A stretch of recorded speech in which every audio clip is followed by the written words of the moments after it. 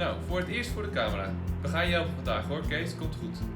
En 3, 2, 1. Voor veel mensen is het heel vanzelfsprekend. Je ochtends klaarmaken voor je werk. Maar in Burkina Faso, waar ik een paar keer per jaar ben, is dat voor veel jongeren niet zo. Die hebben geen werk. De werkplekken die er zijn vaak onveilig. En zonder enkele zekerheid. Die jongeren hebben gewoon geen waardig werk. Even kijken of ik mijn presentatie bij me heb. Yes, oké. Veel vrouwen in Burkina Faso hebben geen kans op betaald werk. Samiratu droomde van een betaalde baan. Maar ze liep tegen heel veel vooroordelen op. Het Jobbooster project begeleidt jongeren naar werk. En bijvoorbeeld ondersteunde Samiratu met haar droom om de eerste vrouwelijke buschauffeur in Burkina Faso te worden.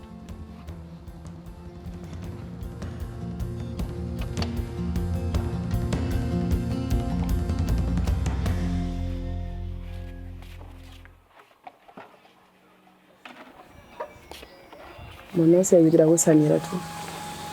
J'ai 26 ans.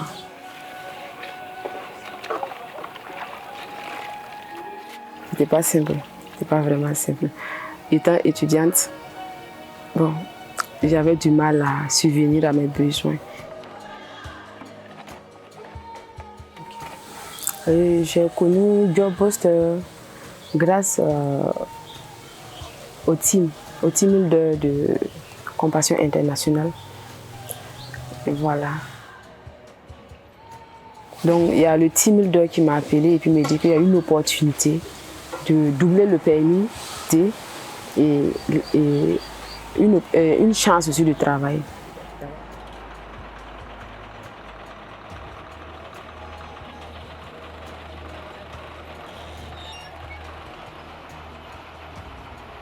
Mon travail à la Sotraco, bon, la profession de être machiniste, c'est conduire les véhicules affectés au transport en commun, voilà, tel que le bus.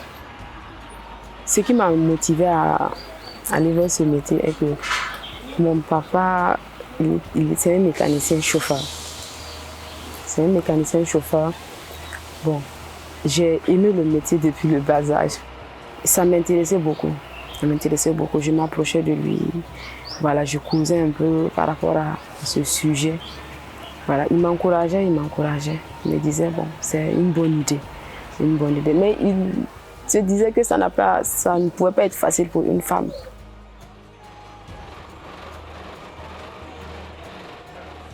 Et il y a eu un jour, un monsieur est descendu, arrivé au terminus. Il a eu à dire à mon maître de stage de prendre le véhicule parce que c'est pas intéressant. Voilà, on laisse une petite fille qui va... Le maître de stage lui a simplement remercié et puis lui dire qu'il a compris. Mais il m'a dit de ne pas faire attention à ce que les gens disent. Voilà, ce que mon cœur me dit de faire.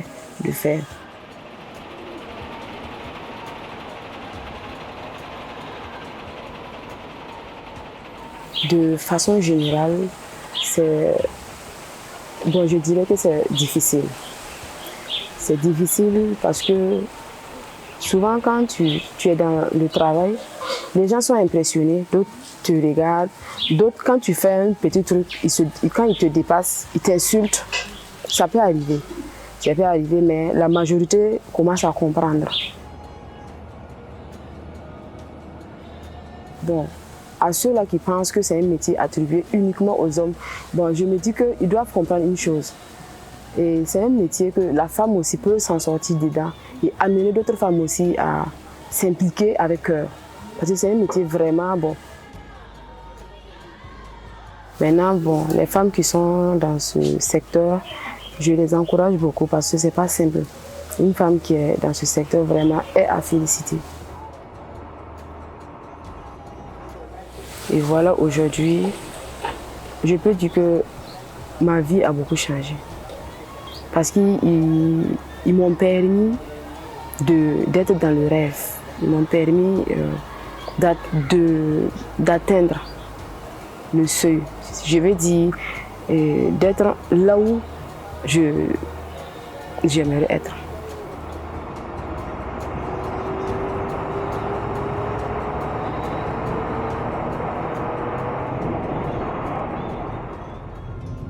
Samiratu was een van de eerste vrouwelijke buschauffeurs bij dat bedrijf. Een grote verandering en een stap in gelijkwaardigheid van mannen en vrouwen op de werkvloer. Het busbedrijf wil meer vrouwen aannemen. En ook bij andere bedrijven zien we dat er meer ruimte komt voor vrouwen op de werkvloer.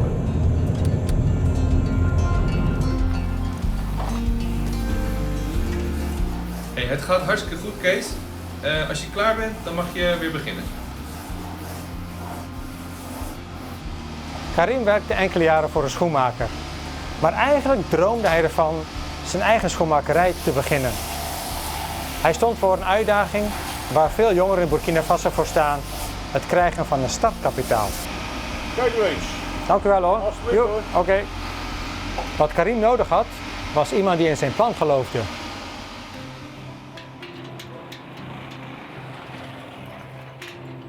Je réponds au nom de Kenrebero Karim. J'ai 38 ans. J'ai une femme et un enfant.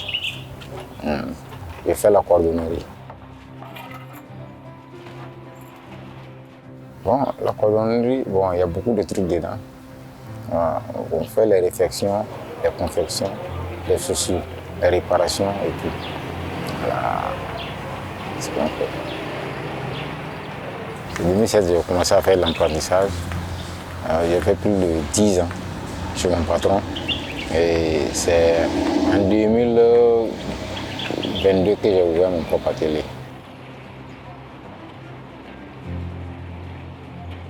Bon, j'ai connu Jobboost grâce à mon patron. On l'a appelé pour former les gens. Et quand il est parti faire la formation, il nous a appelé, on l'a accompagné faire la formation là-bas. Et c'est avec ça maintenant, on a fait une autre formation d'entrepreneuriat aussi. Comme Jobboost m'a appelé maintenant pour dire qu'il y a la caisse populaire qui veut donner de l'argent aux jeunes. Je suis parti et j'ai pris 150 000 là-bas pour pouvoir travailler avec quoi, comme fonds de roulement. Non, je ne pense pas. Je ne pense pas que si je n'avais pas eu ce prêt, je pourrais ouvrir mon propre atelier. Voilà, j'allais continuer toujours à travailler avec mon patron. Et l'argent que je gagne là-bas, comme j'ai une famille déjà, bon, c'est pour venir dépenser à la maison. Voilà, je ne pense pas que je pourrais ouvrir mon atelier. Bon, ça a augmenté. Mais comme je dis, c'est des périodes. Il y a des périodes où ça va et il y a des périodes où ça ne va. Voilà, mais je peux dire que c'est mieux que chez mon patron en tout cas. Bon, j'arrive à m'occuper de ma famille, je paye la scolarité de ma fille, les fournitures, j'arrive à tout faire.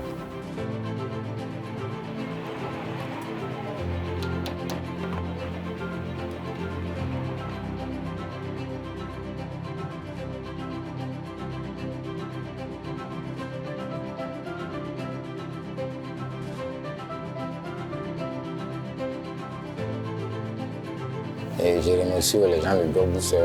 Voilà. Bon, c'est eux qui m'ont donné l'occasion de pouvoir ouvrir mon propre atelier.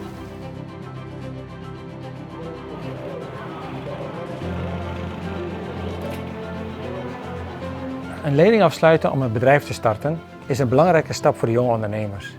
Dankzij een samenwerking van het Jobboost-project met lokale banken kunnen jongeren in Burkina Faso nu wel een lening afsluiten. Steun vanuit de familie is ook heel belangrijk, zeker voor jongeren met een beperking. Alice zag als tiener haar dromen in scherven vallen.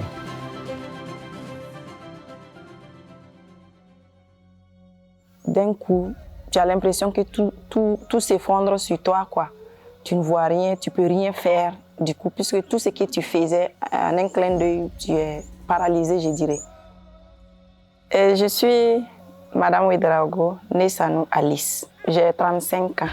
Mon handicap a commencé quand je faisais la classe de la terminale. Voilà. J'ai eu, je veux dire quoi, des allergies, voilà, sur la peau. J'ai été en consultation, on m'a prescrit des injectables. Apparemment, ça n'a pas été compatible avec moi. Après les injections, ça a affecté la vue. Voilà. Donc, j'ai pu faire le premier trimestre de la classe de terminale et j'ai dû abandonner parce que je ne voyais plus.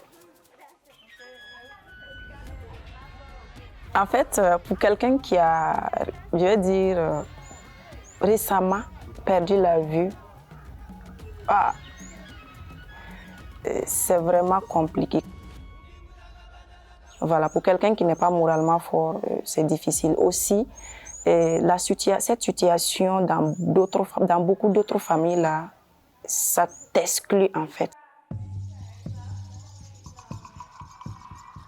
Et bon, il faut dire que ma famille, moi personnellement, ma famille ne m'a pas abandonnée. Peut-être c'est ce qui m'a amené à pouvoir évoluer aujourd'hui. J'ai constaté qu'il y a beaucoup de personnes qui n'ont pas eu la chance d'avoir une éducation scolaire. Donc beaucoup ont eu l'éducation scolaire, mais ils n'ont pas pu évoluer compte tenu de nombreuses difficultés. Voilà. Et ces gens sont là, ils n'ont pas de diplôme. Donc j'ai songé vraiment à créer une entreprise qui pouvait vraiment les employer, qui pouvait les aider à apprendre un métier et en même temps à les employer afin qu'ils puissent s'autonomiser, afin qu'ils puissent avoir quelque chose d'eux-mêmes et pouvoir s'insérer facilement dans la société.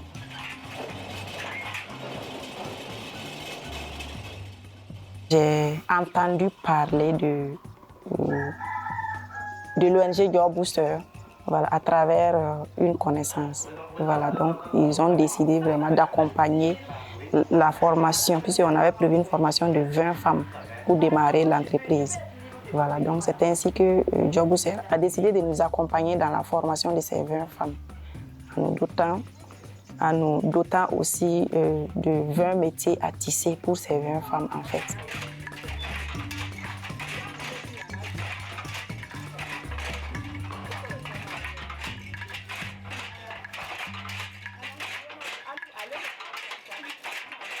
Parmi les personnes que nous aidons, oui, il y a des femmes déplacées internes. Voilà, généralement, quand ces femmes viennent et qu'on sait qu'elles sont déplacées internes, on les accompagne. Logiquement, pour des personnes qui ne sont pas handicapées, quand elles viennent pour se faire former, on prend une contribution de 20 000 francs. Voilà, mais pour les personnes déplacées internes, déjà, on les accompagne gratuitement. Voilà, on les accompagne gratuitement et après la formation aussi, on les emploie automatiquement. Et aussi, il y a beaucoup de... Par exemple, les soins, surtout les enfants. Il y a beaucoup de femmes qui viennent avec des enfants. Voilà. Et généralement, quand les enfants tombent malades, on les apporte les soins. Voilà. On s'occupe des enfants, là, du côté santé. Donc, bon, je peux dire que Job Booster a été vraiment l'ONG qui nous a vraiment aidés dans le domaine de la création de l'emploi, surtout au milieu des personnes vivant avec un handicap. Quand on rentre dans quelque chose d'abord, il faut aimer la chose. Donc j'ai l'amour du travail que j'exerce.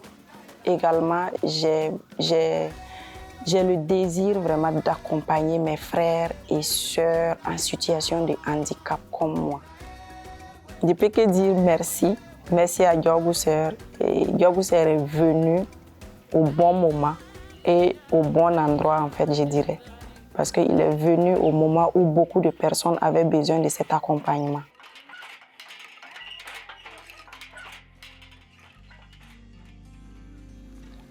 Job Booster werkt samen met organisaties voor mensen met een beperking. Dankzij deze ondersteuning kunnen zij een inkomen verdienen. De afgelopen jaren ondersteunen wij honderden jongeren met een fysieke beperking. Oké, Kees, je mag even daar gaan staan. Jongens, even het licht goed doen. Ja, oké. Licht is niet vanzelfsprekend. Slechts 1 op de 5 inwoners van Burkina Faso heeft toegang tot elektra. En dat terwijl de zon 8 uur per dag schijnt.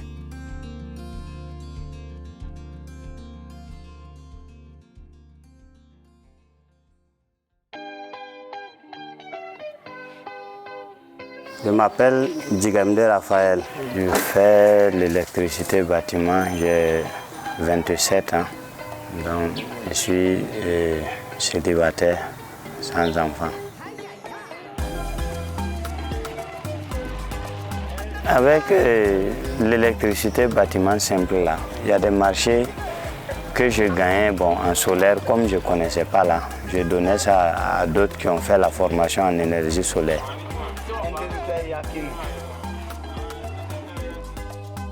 Bon, avec Job Bousser là, c'est un ami qui m'a parlé du projet Job Bousser.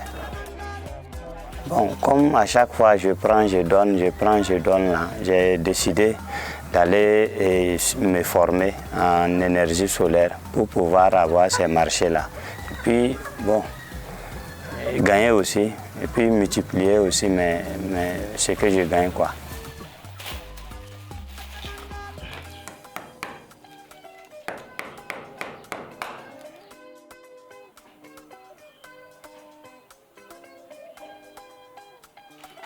J'arrive à faire là. Bon, je suis content de faire ça. Par exemple, avant quand tu te levais, tu allais voir le vieux pour qu'il donne quelque chose. Et maintenant, bon, il y a tout ça là, c'est arrêté. C'est moi-même, des fois, j'envoie quelque chose même à la famille. Donc, je veux dire que j'avance même.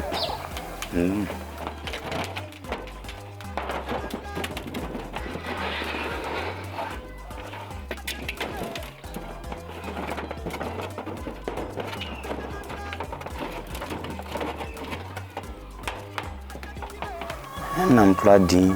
Moi, c'est l'électricité là même qui m'a beaucoup plu. Donc moi, c'est le travail, c'est moi mon travail digne. Donc moi, il faut gagner par la sueur comme ça. Ça, c'est digne aussi.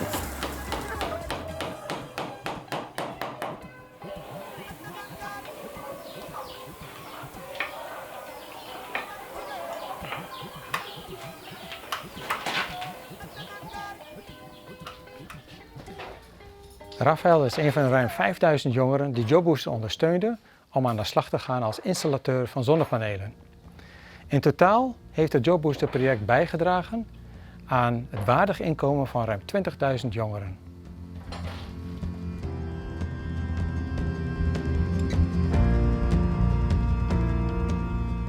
Goed gedaan vandaag. Ja, dankjewel. Ik vond het leuk.